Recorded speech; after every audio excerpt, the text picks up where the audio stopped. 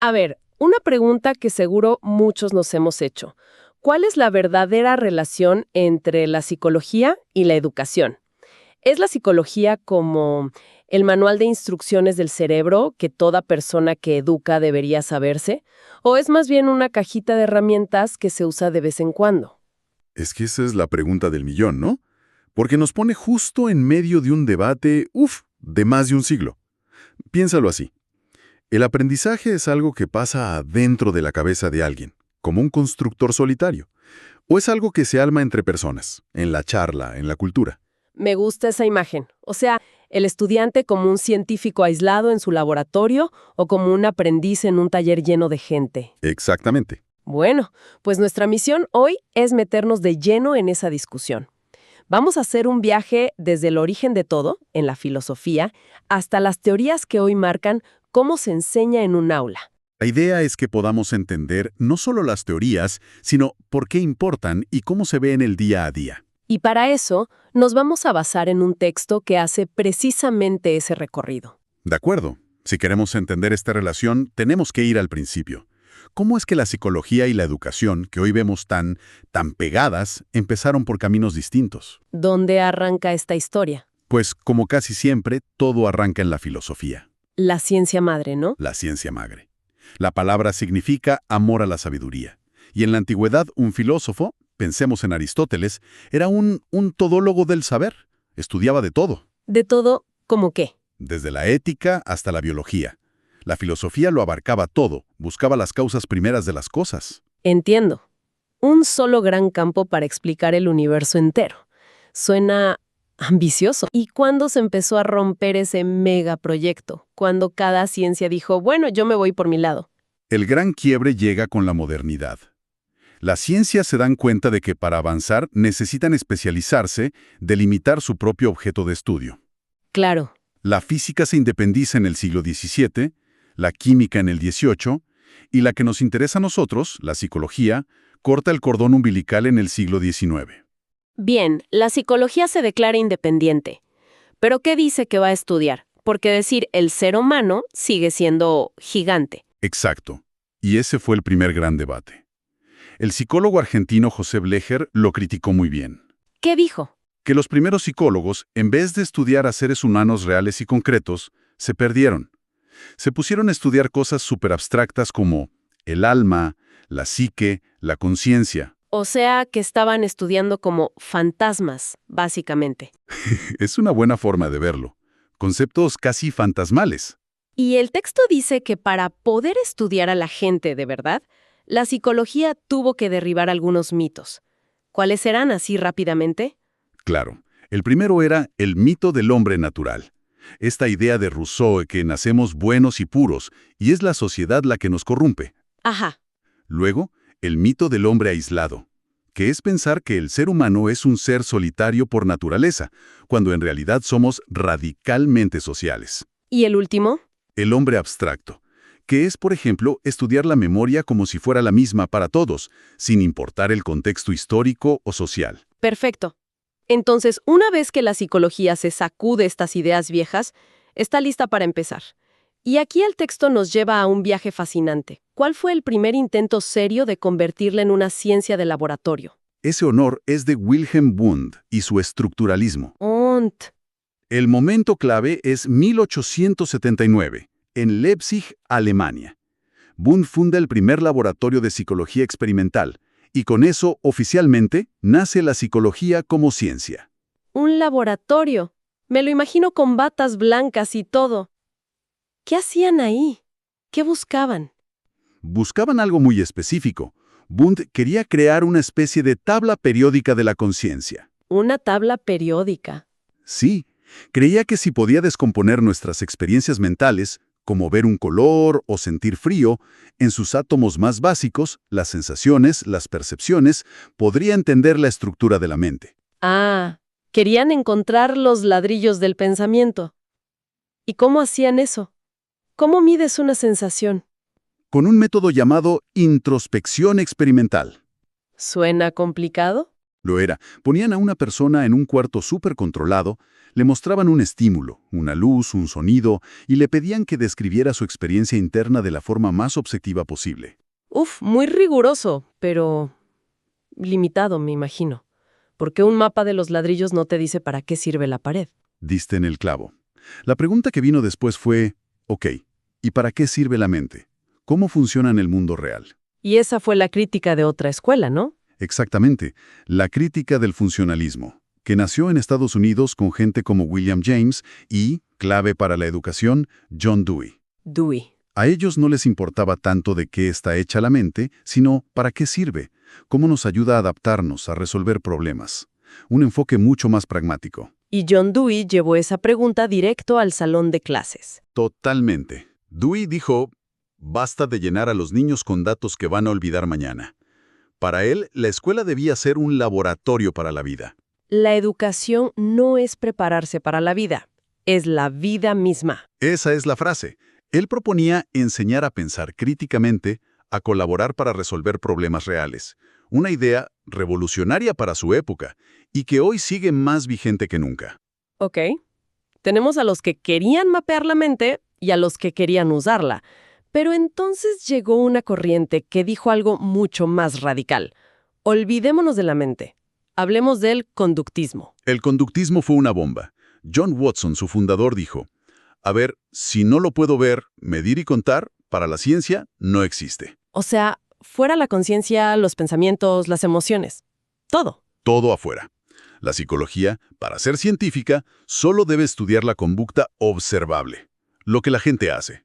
Punto. La famosa teoría de la caja negra, ¿no? No me importa qué pasa dentro de la cabeza. Exacto. Solo me importa lo que entra, el estímulo, y lo que sale, la respuesta. El famoso modelo ER. El mismo. Para ellos, toda conducta es aprendida.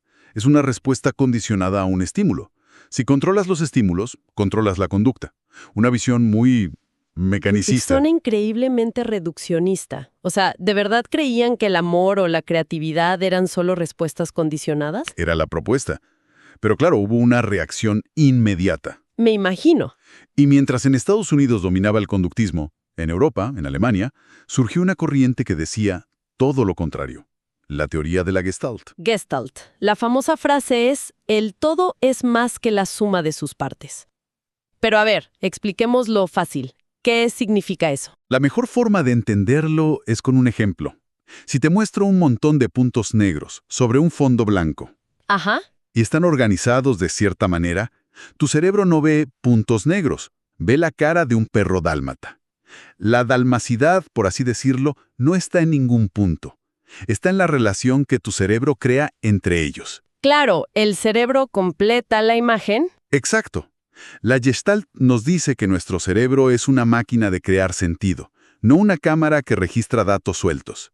Percibimos totalidades, patrones. Eso significa Gestalt en alemán, forma, configuración. Y eso para el aprendizaje es gigante. Un estudiante no aprende conceptos aislados, aprende una red de ideas conectadas. Justamente. Y mientras los de la Gestalt decían que los conductistas se perdían la película completa, apareció alguien que dijo que todos estaban buscando en el lugar equivocado. ¿Y ese alguien era? Por supuesto, Sigmund Freud. El psicoanálisis. Si el conductismo ignoró la caja negra, Freud decidió dinamitarla para ver qué había dentro. ¿Y qué encontró? Encontró un sótano oscuro que nadie sabía que existía, el inconsciente. Uf. Ese fue el descubrimiento que lo cambió todo, que las verdaderas causas de lo que hacemos, nuestros miedos, nuestros deseos, no están en lo que pensamos conscientemente, están en ese nivel profundo, oculto. La famosa metáfora del iceberg. La misma. La conciencia es solo la puntita que se ve, pero la masa inmensa y poderosa que nos dirige está bajo el agua, es el inconsciente. Y su método no fue un laboratorio, sino el diván. Correcto. Su método fue el clínico, la charla profunda, la asociación libre para encontrar las llaves de ese sótano inconsciente. Freud nos obligó a aceptar que no somos los dueños de nuestra propia casa mental. Bien, ¿qué recorrido? Estructuralismo, funcionalismo, conductismo, gestalt, psicoanálisis.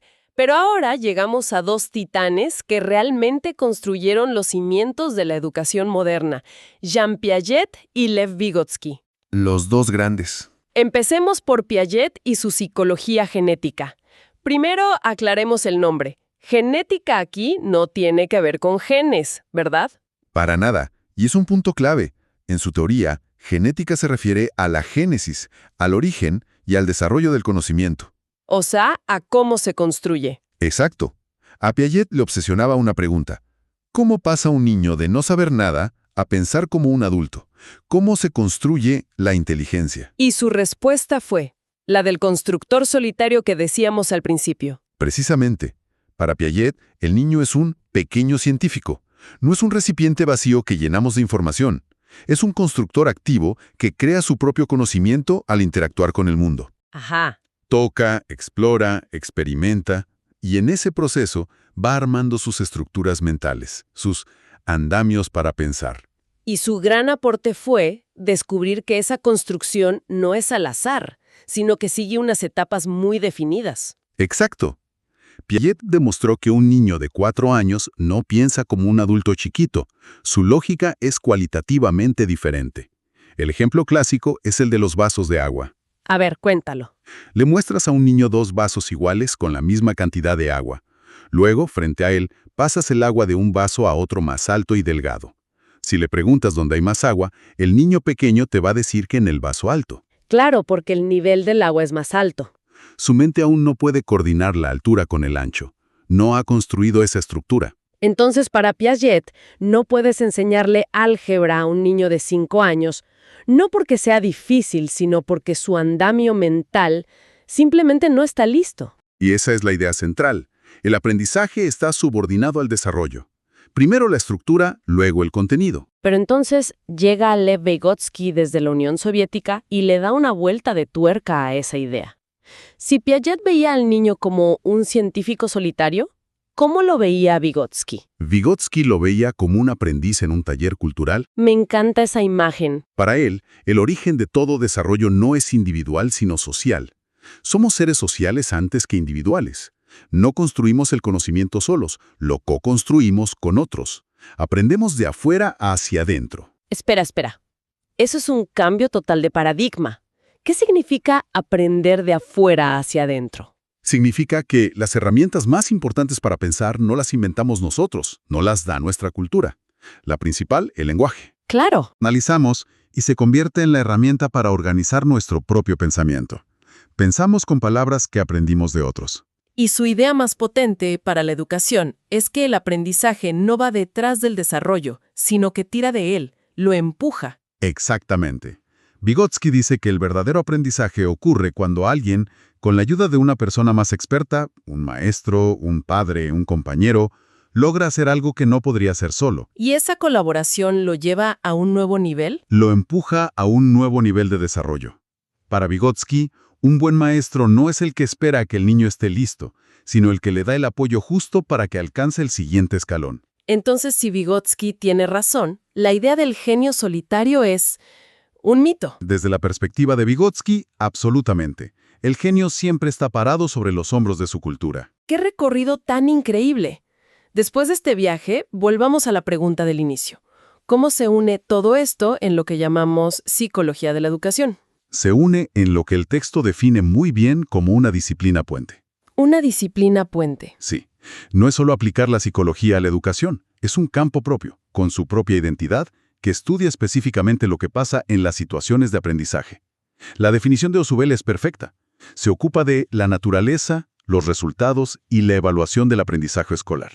Y para alguien que está en la trinchera, en el aula, frente a los estudiantes, ¿cuáles son los aportes prácticos de esta disciplina? El texto los resume en 2 áreas clave.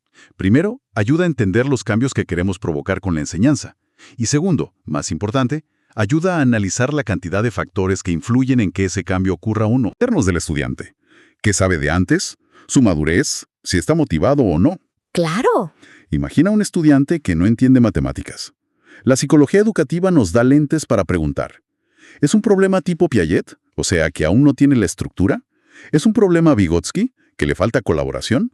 ¿O quizás es algo conductista? que el sistema de evaluación lo desmotiva. Te permite un diagnóstico mucho más rico y complejo. Muchísimo más. Queda claro entonces, la psicología no es solo una caja de herramientas, es más como la arquitectura invisible de todo el edificio educativo. Buena analogía. Conocer estas teorías permite tomar decisiones con intención sobre qué enseñar, cómo enseñarlo y cómo evaluarlo, en lugar de hacerlo por pura intuición. Justo eso. Permite a quienes educan reflexionar sobre sus propias prácticas. Les da un marco científico para superar esas teorías implícitas que todos tenemos sobre cómo se aprende. En resumen, es la base para mejorar la labor docente. Lo que nos deja con una reflexión final. La próxima vez que estemos en una situación de aprendizaje, sea en un aula, en el trabajo o aprendiendo algo por nuestra cuenta, podemos intentar ver las huellas de estas teorías. La tarea está pensada para las etapas de Piaget. Se fomenta la colaboración al estilo de Vygotsky. Quizás la pregunta más interesante no es ¿qué es la psicología?, sino cuál de todas estas psicologías, que a menudo es invisible, está dando forma a la manera en que todos aprendemos.